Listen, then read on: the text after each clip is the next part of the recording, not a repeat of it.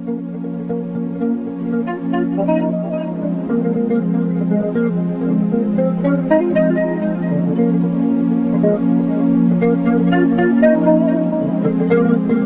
maintenant je vous propose effectivement ces micro-trottoirs, ça aiguise un petit peu l'appétit et les consciences. Je vous propose un autre petit micro-trottoir, on abordera d'autres questions.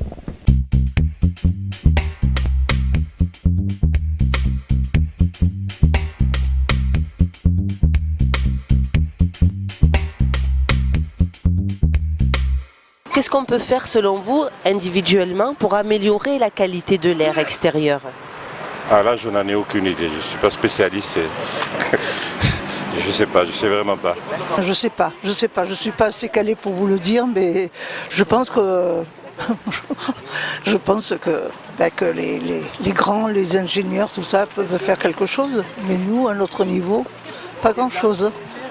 Je pense qu'on peut éviter déjà le centre-ville, on peut éviter garer des voitures vraiment à l'extérieur et marcher un peu. Mon père il fait du covoiturage, donc déjà ça aide, ça fait déjà moins de pollution. Marcher ça marche aussi. Ouais. Il faudrait que toutes les usines qui entourent l'étang de Berre soient toutes fermées.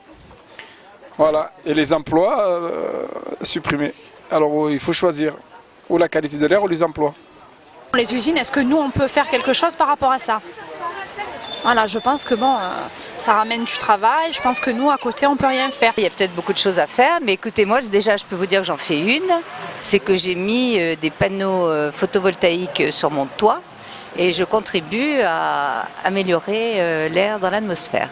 Il faut penser vraiment à ceux qui n'ont rien et puis essayer, s'imaginer, se mettre un peu à leur place et se dire qu'on a de la chance. Il y a plusieurs choses à faire, hein. Donc, comme on disait, utiliser les bus pour éviter de venir en ville et polluer. On peut,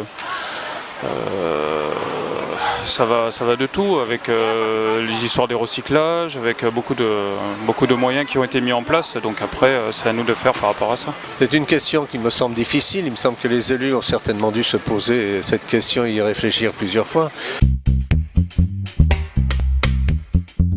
Il y a la vision un petit peu radicale, fermons toutes les usines. Bon, je ne suis pas certain que ce soit une des solutions. Les bons gestes en matière de qualité de l'air extérieur, affaire de spécialistes ou gestes de bon sens? Qui veut intervenir sur cette question-là autour Je veux bien reprendre la parole. Sur la partie industrielle, effectivement, les mesures sont prises à un niveau, je vais dire, supra-individuel. On ne peut pas agir sur la production des usines. Par contre, on peut avoir des petits gestes efficaces, surtout sur la partie trafic. Donc, utiliser les transports en commun, c'est le premier geste de base. Moins il y aura de véhicules, moins on aura d'embouteillages, moins on générera de la pollution. Moi, j'ai tendance à dire que la pollution, plutôt que d'essayer de la combattre, il faut essayer de ne pas la créer.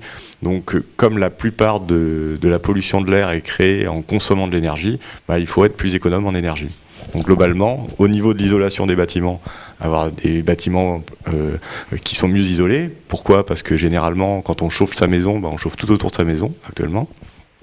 Quand on se déplace, essayer d'avoir une voiture qui soit bien entretenue, et puis ne pas rouler trop vite, parce que plus on roule, plus on consomme, et donc plus on génère de pollution. Donc, contrôler sa vitesse, contrôler l'entretien de son véhicule. Et après, avoir des comportements responsables. Essayer de grouper ses déplacements, de rouler à plusieurs, quand on va faire une course, essayer de tout faire en même temps plutôt que de faire 4 allers-retours. Quand on a un petit trajet, on peut aussi essayer de ne pas prendre la voiture, de marcher, de faire du vélo, avec une seule exception, parce qu'il y a toujours des exceptions, c'est quand il y a un pic de pollution, c'est pas toujours bon de marcher, parce que s'il y a un pic d'ozone, on parlait tout à l'heure justement d'exposition de la population, ça sert à rien de se mettre en danger et de s'exposer à des concentrations de polluants. Donc au moment où il y a des pics de pollution, c'est pas forcément le moment d'arrêter sa voiture et de marcher. Alors, permettez-moi de vous titiller un petit peu, Monsieur Villetard. Quand on aborde la question de nos gestes quotidiens pour la réduction des émissions de polluants, visiblement, vous nous renvoyez à nos gestes quotidiens en tant que citoyens, individus, alors que vous venez de nous dire juste un petit peu avant que globalement, la pollution extérieure à 70%, c'est les industries et les automobiles. Alors effectivement, vous avez abordé la question de l'automobile, etc. Que font les industriels sur ces questions-là ? Je m'appesantis un petit peu, mais globalement, j'ai quelques collègues qui ont visité récemment l'incinérateur de Fos. Quand on visite l'incinérateur de Fos, on se dit, mais formidable, c'est un super site industriel, on voit rien, on n'entend rien. Et pour autant, il me semble qu'il y a quand même beaucoup de questions sur ces outils industriels. Les outils industriels en général sont évidemment une source de pollution de l'air non négligeable, puisqu'on l'a dit, sur l'ouest des Bouches-du-Rhône, c'est 50%. Après, il faut voir la part de progression, c'est-à-dire qu'il y a encore quelques années, on était sur une part qui représentait jusqu'à 80% des émissions. Donc il y a déjà une amélioration qui a été faite et il y a une amélioration continue. Alors c'est ce qu'on appelle en langage technique les MTD. Alors MTD, ça veut dire meilleure technologie disponible. C'est-à-dire que l'administration est chargée de surveiller les industriels et de vérifier qu'ils mettent en place ces meilleures technologies disponibles pour traiter les effluents gazeux.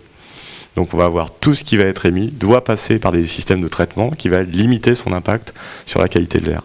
Donc le système d'incinération des déchets, qui est une grosse polémique actuellement, outre le fait de son implantation, est surtout une usine qui est de dernière technologie, avec les derniers systèmes de traitement. Alors je ne dis pas que ça ne pollue pas. Ça pollue d'une certaine... Dioxine, on arrive à contrôler les émissions de dioxine ? Alors on arrive à contrôler les émissions de dioxine. Alors pourquoi ? Si vous me laissez 2 minutes pour répondre. Vous avez 30 secondes. 30 secondes, bah, très bien. Donc globalement, les dioxines sont générées quand on brûle tout matériau à moins de 850 degrés. Donc on génère des dioxines à partir du moment où on est dans des phases d'allumage ou de descente de température des fours. Un four d'usine d'incinération tourne à 1000 degrés. Donc quand elle est en fonctionnement normal, il y a très peu de dioxines qui sont fournies. Et globalement, dans une usine d'incinération de dernière génération qui fonctionne à plein régime, on produit très peu de dioxines et vous aurez plus de chances de vous exposer, et ça je sais que ça va faire polémique, mais je le dis quand même, on est là pour faire polémique aussi, en faisant un barbecue et en faisant griller un steak sur votre barbecue dans votre jardin, qu'en étant à côté d'une usine d'incinération. Donc arrêtons le barbecue. Non, je plaisante.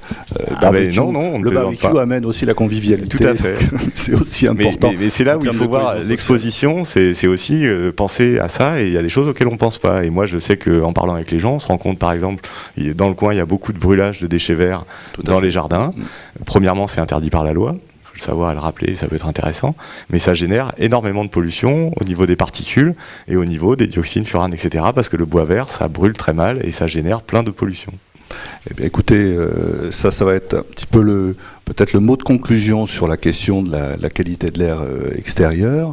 Peut-être on va s'appesantir un petit peu sur un petit mot autour. Monsieur Sauvage, vous vouliez intervenir sur cette question de la qualité de l'air extérieur, puis après on abordera l'air intérieur.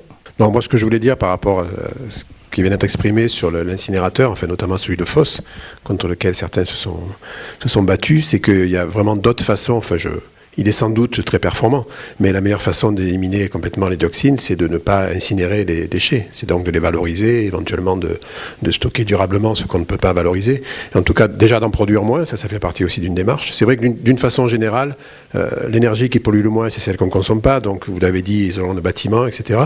Et ayant des systèmes de chauffage performants. Les déchets qui ne polluent pas, c'est ceux qu'on ne produit pas. Donc, si on a... Bon, c'est évidemment une réflexion beaucoup plus globale, mais si on n'a pas cette démarche de fond, on sera toujours en train de courir après la qualité, de se dire cette usine pollue un peu moins que celle d'avant, mais si il n'y avait pas d'usine du tout, s'il n'y avait pas de déchets à brûler, ça ne polluerait pas du tout. Donc voilà ce que je voulais dire sur une démarche un peu plus fondamentale.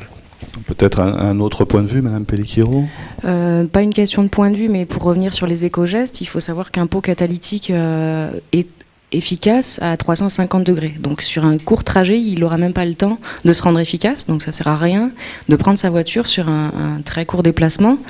Et une autre chose qui est très facile aussi à mettre en place au quotidien, c'est d'arrêter son moteur quand on a un stationnement, quand on attend son enfant à la sortie de l'école, ou quand on a quelqu'un qui sort de la voiture pour faire une course, même si petite soit-elle. Il faut vraiment penser à couper le moteur et pas le laisser tourner en permanence. Ça, c'est vraiment quelque chose qui est à la portée de tout le monde.